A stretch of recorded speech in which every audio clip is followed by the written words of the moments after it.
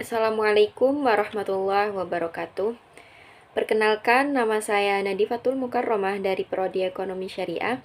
Di sini saya akan memaparkan sedikit terkait manajemen investasi syariah untuk memenuhi tugas mata kuliah Manajemen Portofolio dan Investasi Islam yang diampu oleh Bapak Haji Tamiwijaya SEMH.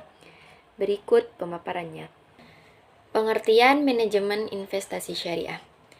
Investasi merupakan penanaman modal yang dilakukan oleh investor dalam berbagai bidang usaha yang terbuka untuk investasi dengan tujuan memperoleh keuntungan.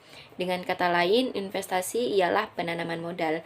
Nah, dalam konsep Islam, investasi bukan semata-mata terkonsentrasi pada seberapa besar keuntungan materi yang bisa dihasilkan melalui aktivitas ekonomi tersebut. Namun lebih dari itu, kegiatan investasi dalam konsep Islam juga didorong oleh adanya faktor-faktor tertentu yang mendominasi. Sedangkan pengertian investasi secara syariah ialah suatu kegiatan produktif yang menguntungkan bila dilihat dari sudut pandang teologis dan menjadi untung rugi jika dipandang dari sisi ekonomi, karena tidak bisa terlepas dari adanya suatu ketidakpastian dalam kehidupan.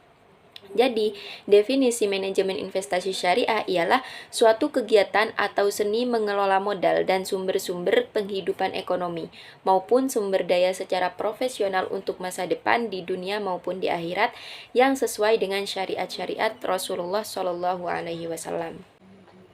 Dasar hukum investasi syariah.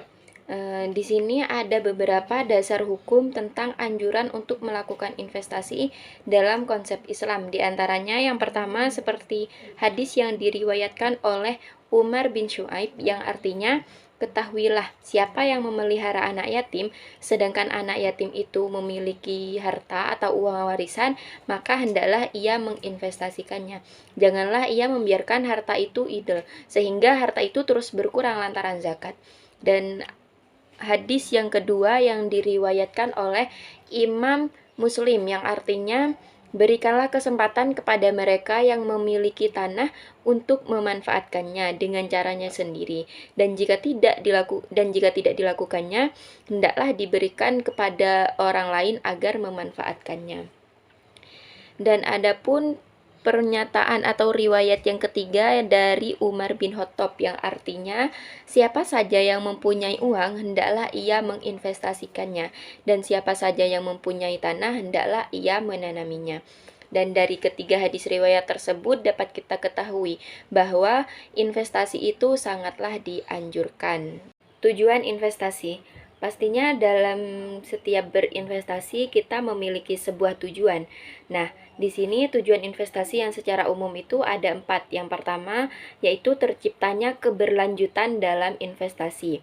Yang kedua, terciptanya profit yang maksimum atau keuntungan yang diharapkan. Dan yang ketiga yaitu terciptanya kemakmuran pemegang bagi saham. Dan yang tujuan yang keempat yaitu turut memberikan andil bagi pembangunan bangsa.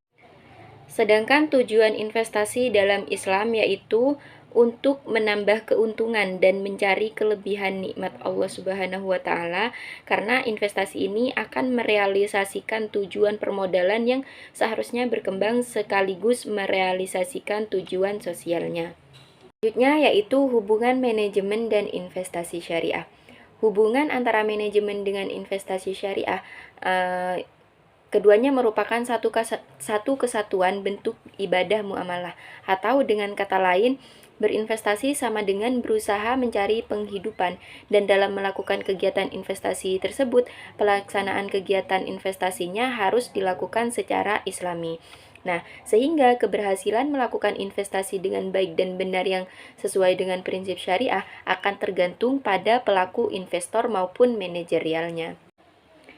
Cukup sekian pemaparan dari saya, kurang lebihnya mohon maaf. Wassalamualaikum warahmatullahi wabarakatuh.